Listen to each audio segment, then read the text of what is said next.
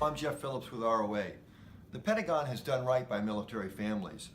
If a service member or a DoD civilian dies in service to their nation overseas, the family deserves a dignified transfer ceremony.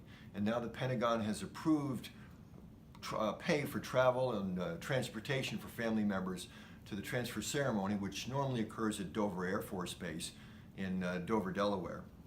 More than 1,200 members of the National Guard and Reserve, I think about 1,240, have lost their lives, made the ultimate sacrifice for their nation in the current war.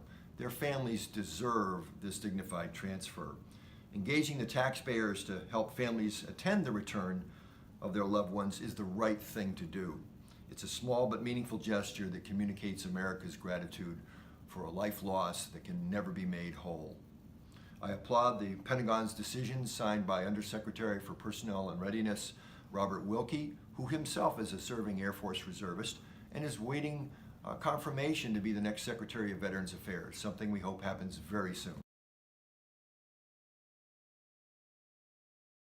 Thank you for this opportunity to say a few things about dignified transfer. Unfortunately, the Air Force Reserve recently lost 2 airmen when they were doing a mission in western Iraq, and the aircraft they were in crashed.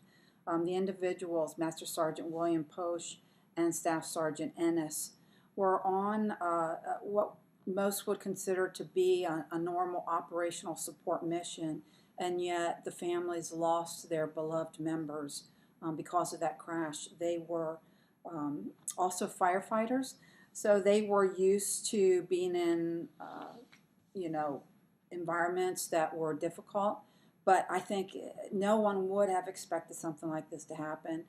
We had an individual that was part of the unit and also part of ROA that was able to go to Dover to be part of that dignified transfer ceremony, Chief Master Sergeant Shane Smith, and I know that he said it was so important to the family members to be there, to see the support from the individuals that came out to that ceremony to help everyone get through it, and the fact that they now can go to those ceremonies without having to look for money out of their pocket or go ask for money from friends or family if they can't afford it to be there is so important to being able to come to terms with an event that is just horrible and that will affect them for the rest of their lives. So I think it's wonderful that this change, like Jeff said, has occurred, and I know that we appreciate the opportunity it presents for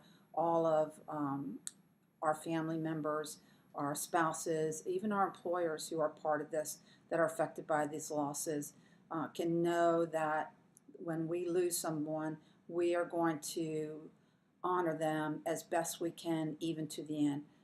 This is Susan Lucas from the Reserve Officer Association. And for that decision to pay for travel to Dover, we offer our appreciation to Undersecretary Wilkie and to the administration, which certainly supported this policy. This is Jeff Phillips with ROA. Thank you for watching.